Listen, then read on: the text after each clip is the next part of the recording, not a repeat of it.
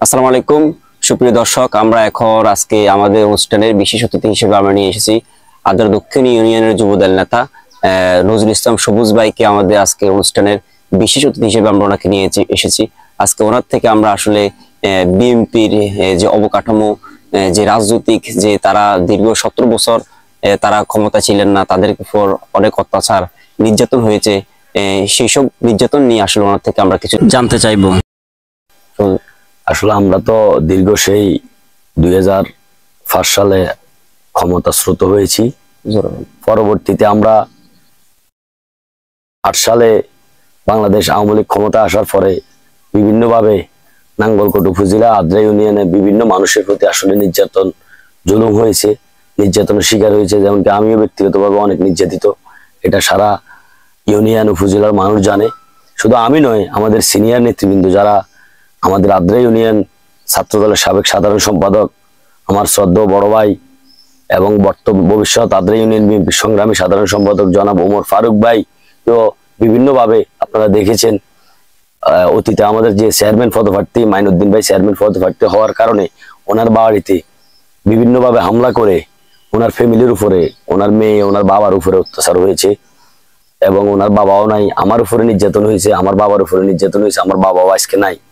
আসলে শুধু তাই নয়, আমাদের চারটিতলার এখন বর্তমানে মেম্বার আমার বন্ধু বাবলু, ওর বাবার উপরও নির্যাতিত হয়েছে। আসলে মানুষ, আমরা আসলে সবচেয়ে বেশি দুঃখী আমরা যাদের রাজনীতি করতে যাই, ফ্যামিলির উপরে, বাবার উপরে হামলা হয়েছে, সেটা হচ্ছে আমরা 3 জন ব্যক্তি, আমি, ফারুক ভাই, আমার বন্ধু বাবলু, আমরা অনেক নির্যাতিত। শুধু তাই নয়, আমাদের পাশাপাশি অনেকে নির্যাতিত। আমাদের তুগুইগাঁও ওয়ার্ডের সাবেক মেম্বার এনায়েতুল্লাহ মেম্বার সাহেব, আমার বড় ভাই রিফন, নির্যাতনের কথা বললে আসলে আমরা এটা বলে শেষ করতে পারবো না। এই 17 বছরে এমন বৃদ্ধ আবাল কোনো মানুষ নাই যে নির্যাতনের শিকার হয় নাই। সব মানুষের কম বেশ নির্যাতিত হয়েছে। তুগুইগাঁও, নাঙ্গলকোট, আদ্রা ইউনিয়ন সব জায়গায় নির্যাতিত হয়েছে। সব জায়গায় আমরা যারা এই 3 জন ব্যক্তি এটা বিতাড়িত একটা নির্যাতনের শিকার হয়েছে, যেটা বলার মতো না। হচ্ছে তো আসলে আপনারা তো অনেক নির্যাতিত হয়েছেন, এখন আপনারা তাদের যারা আপনাদের নির্যাতন করেছে, এখন তাদের প্রতি আপনারা কি অভিমত ব্যক্ত করতে চান? আসলে আমরা যে দল করি, আমাদের নেত্রী, আমাদের দল শহীদ রাষ্ট্রপতি জিয়াউর রহমান, উনি স্বাধীনতার ঘোষক। উনি আর মৃত্যুর পরে আমাদের দেশনেত্রী বেগম খালেদা জিয়া আমাদের দলের হাল ধরেছেন। উনি সারা পৃথিবী জানে উনি আফুসিন নেত্রী। আমাদের নেতা তারেক রহমান সাহেব জানে মানুষ আফুসিন নেত্রী। আসলে আমরা আমাদের উপরে যে জুলুম অত্যাচার হয়েছে, এটা আমরা আইনানুগ ভাবে দেখবো।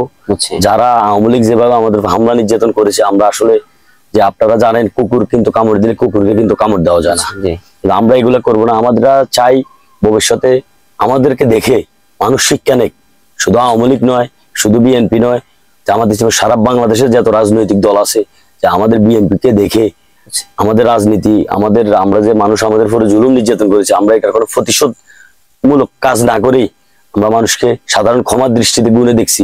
এটা মানুষ আসলে শিক্ষক আমাদের থেকে।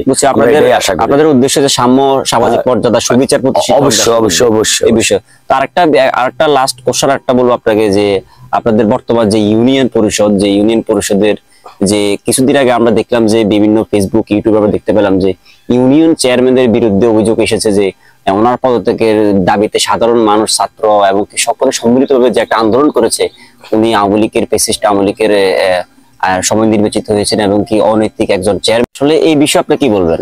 আসলে চেয়ারম্যানের যে বিষয়টা বলছেন, উনি হয়তো নির্বাচিত বা অনির্বাচিত, সেটা আসলে বাংলাদেশের বর্তমান যে সরকার, ঠিক আছে, ওই সরকার আসছে বা ওনারা এটার নিয়ে ওনারা ভাববে, বা আমাদের যদি রাষ্ট্রীয়ভাবে এটা চিন্তা ভাবনা করবে, বা আমাদের যারা সিনিয়র লিডার আছে ওনারা এটা নিয়ে চিন্তা ভাবনা করবে। এটা নিয়ে আমার কিছু বলার নেই। তো দর্শক, আমরা আসলে আজকে বিদায় নিচ্ছি, আবার আরেকজন অতিথিকে নিয়ে আসবো। আপনারা সকলে আমাদের পেজে পাশে থাকবেন এবং আমাদের ভিডিও যদি আপনাদের পছন্দ মনে হয়, আপনারা সকলেই শেয়ার করবেন। ধন্যবাদ।